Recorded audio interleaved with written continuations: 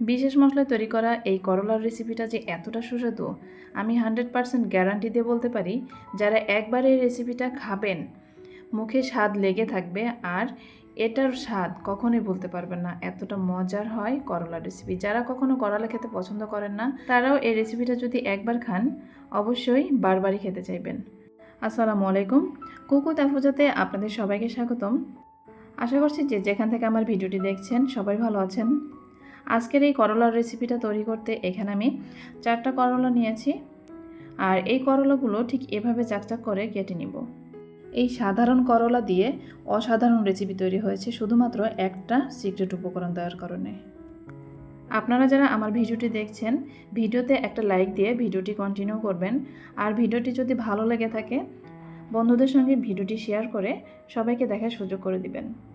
আর যারা আমার চ্যানেলে আজকে নতুন এসেছেন, যদি আমার চ্যানেলের ভিডিওগুলো আপনাদের কাছে ভালো লেগে থাকে চ্যানেলটি সাবস্ক্রাইব করে পাশে থাকা বেল আইকন প্রেস করে দিবেন, যেন নতুন কোনো ভিডিও আপলোড করলে আপনাদের কাছে নোটিফিকেশন পৌঁছে যায়, আর এই নোটিফিকেশন ধরে আপনারা এই মজার মজার রেসিপিগুলো দেখে নিতে পারেন। এদিকে করলাগুলো কেটে নিয়েছি। এখন করলার মধ্যে দিয়ে দিলাম পরিমাণ মতো লবণ, দিয়েছি হাফ চা চামচের মতো হলুদের গুঁড়া, আর হাফ চা চামচের মতো দিয়েছি মরিচের গুঁড়া। এখন এগুলো দিয়ে করলাটা ভালো করে মাখিয়ে নিব। আজকের এই করলার রেসিপিতে এমন একটা বিশেষ উপকরণ দিব যেটার কারণে এই করলার স্বাদ অসাধারণ হবে। সাধারণ করলা দিয়ে যে এত অসাধারণ রেসিপি তৈরি করা যায় যেটা না খেলে না বানালে বুঝতেই পারবেন না।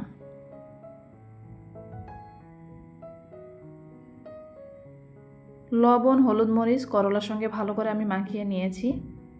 এখন চুলায় একটি প্যান বসিয়ে দিয়ে তাতে দিয়ে দিব সয়াবিন তেল।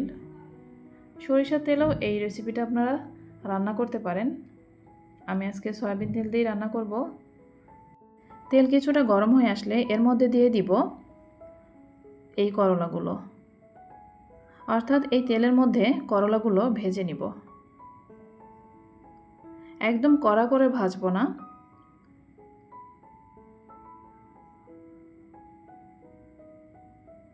সম্পূর্ণ করলাই আমি দিয়ে দিব আর একটু নেড়ে চেড়ে ভেজে নিব।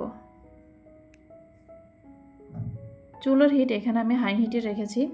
হাই হিটেই এই করলাগুলো ভেজে নিব, একদম সিদ্ধ করে নিব না, জাস্ট একটু উপরটা যখন লালচে কালার হয়ে আসবে তখন আমি নামিয়ে নিব। করলাগুলো ভাজতে ভাজতে এদিকে কিছু উপকরণ গুছিয়ে নেই। তার জন্য এখানে নিয়েছি 3টা পেঁয়াজ। এই রেসিপি তৈরি করার জন্য যে বিশেষ একটা মশলা তৈরি করব তার জন্য এখানে লাগবে পেঁয়াজ। পেঁয়াজগুলো কেটে নিব। এখানে কিছু পেঁয়াজ কেটে নেব একটু মোটা সাইজ করে, আর কিছু পেঁয়াজ কুচি করে কেটে নিব। আর কেন 2 রকমভাবে পেঁয়াজ কাটছি সেটাও আপনারা ভিডিওতে দেখতে পারবেন, ভিডিওটিকেও স্কিপ করবেন না।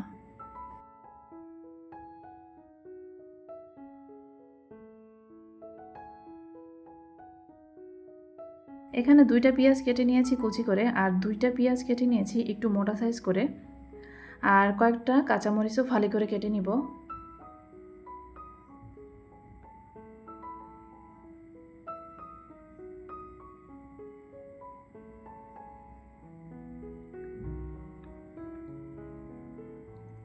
কাঁচামরিচগুলো কেটে নিয়েছি। এখন বিশেষ এই মশলা তৈরি করার জন্য কেটে নিব আদা। আদাগুলো একটু কুচি করে কেটে নিব। আর রসুনগুলো নিয়েছি, রসুনগুলো একটু ছোট করে কেটে নিব যেন বাড়তে সুবিধা হয়। আদা রসুন এখানে আমি এই পিষনিতে নিয়ে নিব, আর নিয়ে নিব মোটা করে কেটে রাখা পেঁয়াজগুলো। আর নিয়েছি 2 চা চামচের মতো চীনাবাদাম। এখানে আমি ভাজা চীনাবাদাম নিয়েছি। এই চীনাবাদাম আমি আগেই ভেজে রেখেছিলাম, সেটা নিয়েছি। এখন এর মধ্যে সামান্য একটু পানি দিয়ে একদম ভালো করে পেস্ট করে নিব।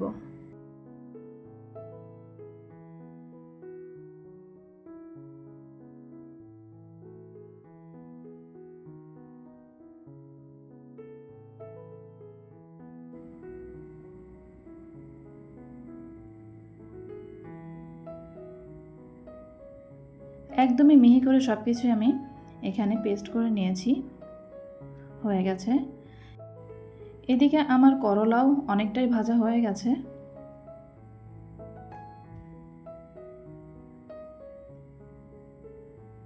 একদম বেশি কড়া করে ভেজে নিব না, হালকা একটু ভেজে এই করলাগুলো আমি তুলে নিব।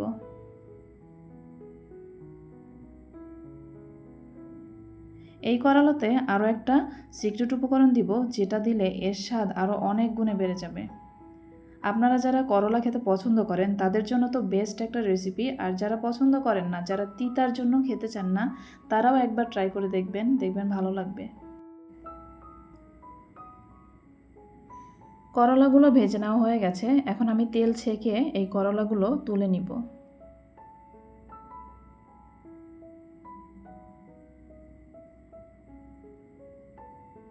এখন একই তেলের মধ্যে দিয়ে দিলাম 2 টুকরো দারুচিনি, 2টা এলাচ এবং 5 থেকে 6টি সাদা গোলমরিচ। একটু ভেজে নিয়ে এর মধ্যে দিয়ে দিব সেই কেটে রাখা পেঁয়াজ কুচি। পেঁয়াজ কুচি দিয়ে একটু নেড়ে চেড়ে দিব। পেঁয়াজগুলো ভালো করে নেড়ে চেড়ে ভেজে নিব যত সময় না লালচে কালার ধারণ করছে। যখন হালকা লালচে কালার ধারণ করবে তখন এর মধ্যে দিয়ে দিব সেই মশলা, বেটে রাখা মশলা।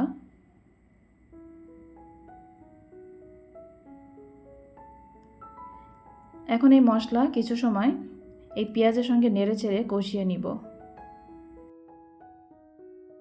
এখন সামান্য একটু পানি দিয়ে নেড়ে চেড়ে দিব আর ভালো করে এই মশলাটা কষিয়ে নিব। মশলাটা যত ভালো করে কষানো হবে এই রেসিপির স্বাদও কিন্তু তত বেশি আসবে, তত ভালো হবে। আমি আরও একটু পানি দিয়ে ভালো করে কষিয়ে নিব।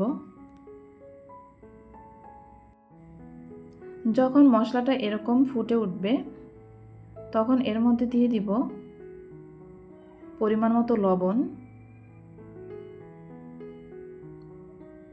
দিয়ে দিব হাফ চা চামচের মতো ধনিয়া গুঁড়া, হাফ চা চামচ দিয়ে দিলাম হলুদের গুঁড়া, 1 চা চামচ পরিমাণ দিয়ে দিলাম মরিচের গুঁড়া, আর হাফ চা চামচ পরিমাণ দিয়ে দিলাম জিরার গুঁড়া।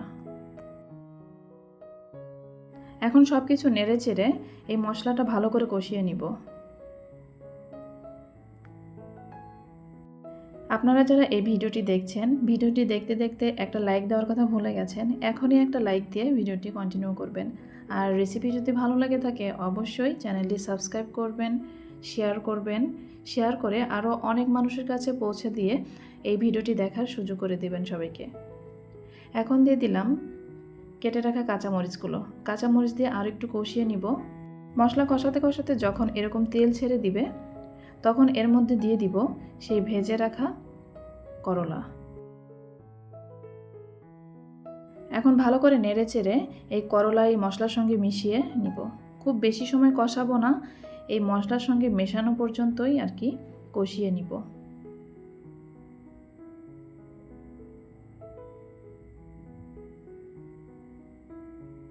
এখন দিয়ে দিলাম পরিমাণ মতো পানি।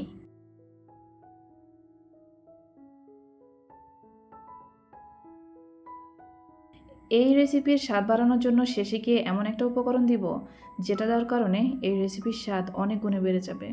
আর সেটা দেখতে হলে কিন্তু শেষ পর্যন্ত অবশ্যই থাকবেন।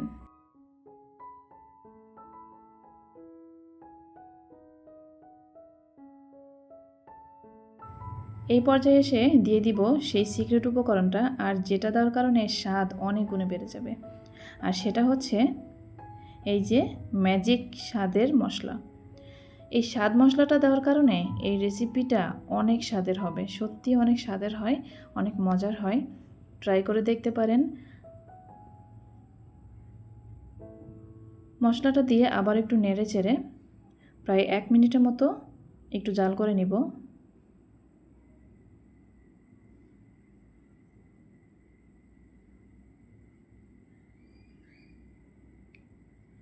এই তো তৈরি হয়ে গেল আমার করলা দিয়ে মজার একটা রেসিপি। বাদাম দেওয়ার কারণে আর এই বিশেষ মশলাগুলো দেওয়ার কারণে এই রেসিপিটা যে এতটা সুস্বাদু যেটা না বানালে বুঝতেই পারবেন না।